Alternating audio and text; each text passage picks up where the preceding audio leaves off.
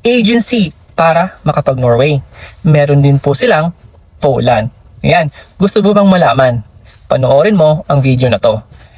Ito po yung panayam natin sa isang kababayan na andito na sa Norway. 7 na po sila sa batch nila na nakapunta na po or andito na sa Norway.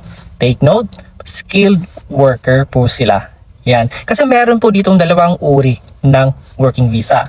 Ang skilled worker na makakapagbigay po sa inyo ng chance na makapagstay ng matagal, makapag-permanent residency po kayo at pwede nyo pong kunin yung mga family ninyo. Yan. At yung isa naman, yun pong tinatawag na seasonal working visa, which is from the name itself naman, seasonal. So, may limited time lang na allotted sa visa. Ayan. So, eto po yung sabi ng kababayan natin na andito na sa Norway, galing sa agency na to. Marami na rin kami nakapunta dito, sir. 7 na kami, same agency, pinanggalingan lahat. Yes, sir, 5 kaming car mechanic. Then yung 2, pintor naman pero sasakyan din, sir. Yan. Kaming 5 nasa Bergen, 2 po nasa Buda. Yan. So sa ibang field naman po mga ka-Vikings, pwede na lang kayo dumiretso mag-inquire sa kanila. Ang agency na to is DMW license or registered, so safe na safe ka. Ang pangalan ng agency na to ay ang Filipinas Global Multi-Services Incorporated.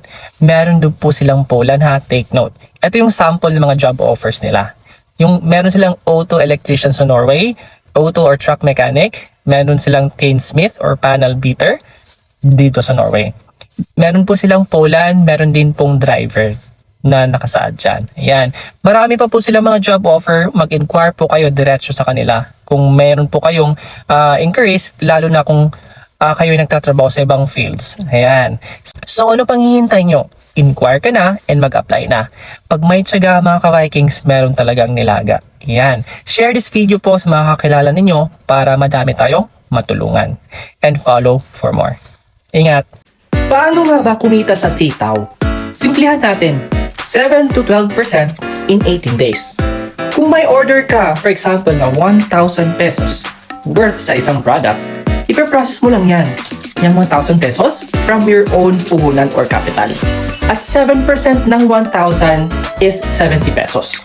So, 1,070 pesos, babalik yan in 18 days. Simple, di ba? Ang gagawin mo lang is ang pagpaprocess. Wala kang iintindihin iba. Products, marketing, pagkuha ng customers, delivery ng products, sisitaw na ang bahala dyan. Ang dali, di ba? So, ano pang hinihintay mo? Maging seller ka na sa isang pinakamalaking e-commerce dropshipping business ngayon, ang Sitaw.